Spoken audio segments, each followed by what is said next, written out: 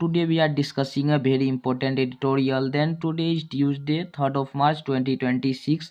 तो आज है तारीख 3 मार्च 2026। तो देखते हैं आज के द हिंदू न्यूज़पेपर एडिटोरियल। तो आज के एडिटोरियल बहुत ही इंपॉर्टेंट होने वाला है, तो आप लोग सेशन को मिस मत कीजिएगा, सेशन का आखिरी तक बना रहिएगा। ठीक है दोस्तों। तो इजराइल और यूएसए का जो ये वार है, ये यूनिपोलर बनाना चाहता है वेस्ट एशिया को। तो ये आज का एडिटोरियल है जो कि बहुत ही इंपॉर्टेंट एडिटोरियल होने वाला है। ठीक है दोस्तों। तो यहाँ पे बढ़ते आगे और ये सोर्स लिया गया है द हिंदू से। ठीक है। तो आज हम डिस्कस करने वाले हैं एक बहुत ही इम्पोर्टेंट जियोपॉलिटिकल डेवलपमेंट के बारे में। तो क्या इजराइल और यूएस मिलकर वेस्ट एशिया में एक यूनिपोलर ऑर्डर बनाना चाहता है? ठीक है। तो ये एडिटोरियल क्वेश्चन राइज करता है दोस्तों कि क्या इजराइल और यूएस मिलकर वेस्ट एशिया में एक यूनिपोलर ऑर्डर बनाना चाहता है। ये डिस्कशन बेस्ड है द हिंदू का एडिटोरियल पर।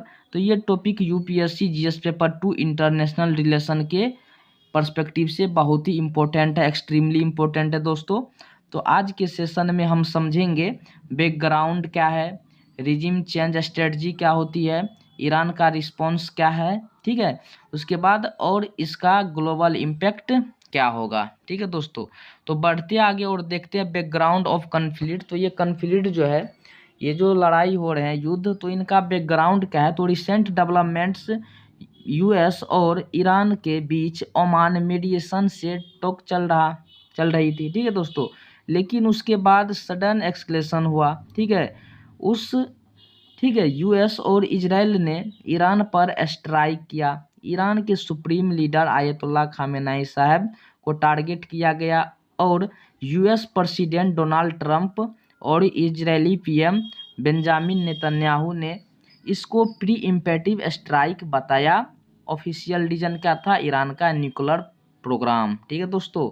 इस घटना को अंजाम देने के बाद बेंजामिन नेतन्याहू ने, इजरायली पीएम क्या बोले कि ये घटना जो है, तो ये ईरान का न्यूक्लियर प्रोग्राम था, ऑफिशियल रीजन बताया। और ये बताया गया कि प्री इम्पेटिव स्ट्राइक बताया गया कि ये ईरान हमला करने वाला था, उससे पहले हमने हमला किया। ठीक है दोस्तों।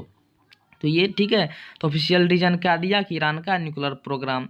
तो बट एडिटोरियल का आर्गूमेंट, ठीक है, तो बट एडिटोरियल का आर्गूमेंट क्या है कि रियल इशू सिर्फ न्यूक्लियर नहीं है बल्कि रीजनल पावर बैलेंस है। ठीक है दोस्तों। तो एडिटोरियल क्या आर्गूमेंट्स देते हैं कि रियल इशू सिर्फ न्यूक्लियर नहीं है बल्कि रीजनल पावर बैलेंस्ड करना है। ठीक है।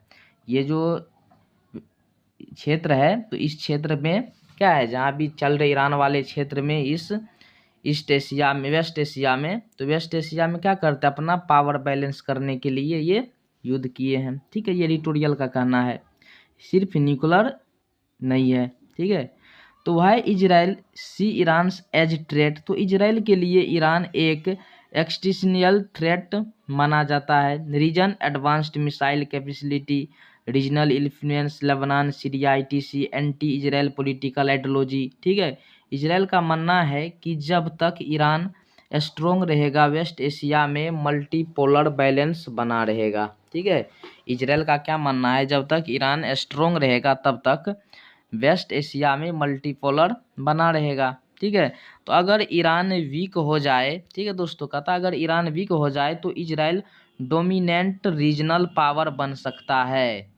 ठीक है। यही है यूनिपोलर वेस्ट एशिया का कंसेप्ट। ठीक है दोस्तों। अगर ईरान क्या यहाँ पे कंसेप्ट है कि अगर ईरान वीक हो जाए, कमज़ोर हो जाए, तो इजराइल डोमिनेंट रीजनल पावर बन सकती है। ठीक है। यह है यूनिपोलर वेस्ट एशिया का कंसेप्ट। तो यहाँ पे रिजिम चेंज स्ट्रेटजी क्या है। तो अब सबसे इम्पोर्टेंट क्वेश्चन है, क्या एयर स्ट्राइक से रेजिम चेंज पॉसिबल है? हिस्ट्री क्या कहती है? लीबिया में, ठीक है, नॉर्थ अटलांटिक ट्रेटी ऑर्गेनाइजेशन ने बॉम्बिंग की थी, रिज्म किया रहा, लेकिन इंस्टेबिलिटी आ गई। ठीक है। सीरिया में सिविल वार 10+ साल चला। ठीक है। 1 डिकेड चला। ठीक है। 10 साल से ज़्यादा चली। ठीक है। ईरान की ज्योग्राफी क्या है, तो huge territory, mountains terrain, 90+ million population. सिर्फ डेप्रिसिएशन स्ट्राइक, यहाँ पे क्या है, सिर्फ कत्ल किया गया। स्ट्राइक मतलब टॉप लीडर्स को एलिमिनेट कर देना। ठीक है। ये गारंटी नहीं करता कि रेजिम कोलैप्स हो जाए, मतलब वहाँ का जो शासन है ये ख़त्म हो जाए। सिर्फ यहाँ पे सुप्रीम लीडर की डेफिसिएशन स्ट्राइक के बाद ये नहीं माना जा सकता कि वहाँ का रेजिम शासन कोलैप्स मतलब गिर जाए, ख़त्म हो जाए।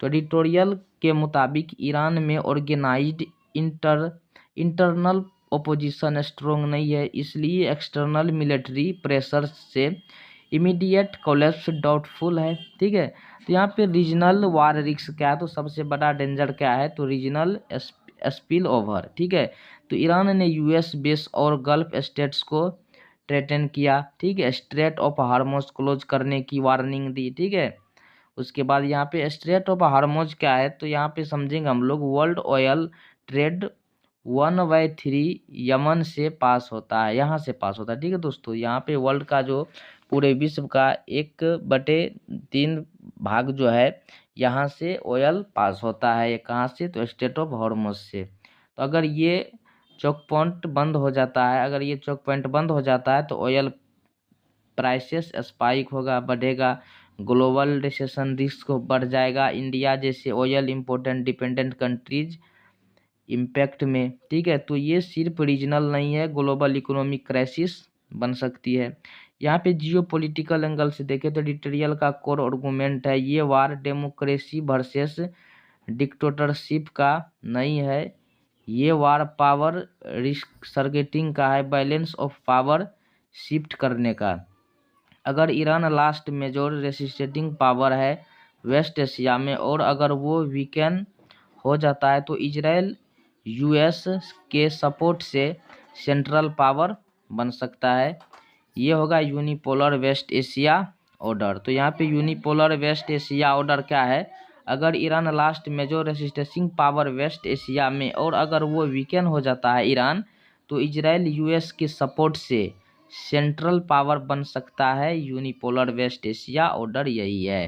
ठीक है दोस्तों, यहाँ पे यूपीएससी मेन से लिंक करके देखें तो जीएस पेपर 2 में आप लिंक कर सकते हैं बैलेंस ऑफ पावर थ्योरी से, रीजनल सिक्योरिटी कॉम्प्लेक्स से, एनर्जी सिक्योरिटी इम्प्लीकेशन से, इंडिया स्ट्रेटजिक ऑटोनॉमी से। ठीक है, तो इंडिया के लिए Iran important for Chabahar port, तो ईरान जो है इंडिया के लिए किस चीज़ के लिए महत्वपूर्ण है, तो चाबार पोर्ट के लिए। दूसरी बात, सस्ती तेल ऑयल मिल जाते हैं। ठीक है, Israel important for defence cooperation, US important strategic partner. ठीक है, तो इंडिया को केयरफुली कैलिब्रेटेड डिप्लोमेसी मेंटेन करनी होगी यहाँ पे। ठीक है दोस्तों, अब यहाँ पे कंक्लूजन देखें तो फिलहाल टेकवे क्या, तो military superiority not equal to guaranteed political victory. ठीक है, रेजिम चेंज अनप्रेडिक्टेबल होता है। ठीक है, रीजनल वार ग्लोबल इकोनॉमी को शेक कर सकते हैं, वेस्ट एशिया का फ्यूचर पावर बैलेंस अब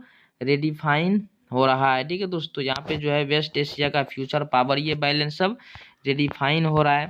तो आज का एडिटोरियल बहुत इंपॉर्टेंट था, बस इतना ही। तो आज के लिए टेक केयर, धन्यवाद।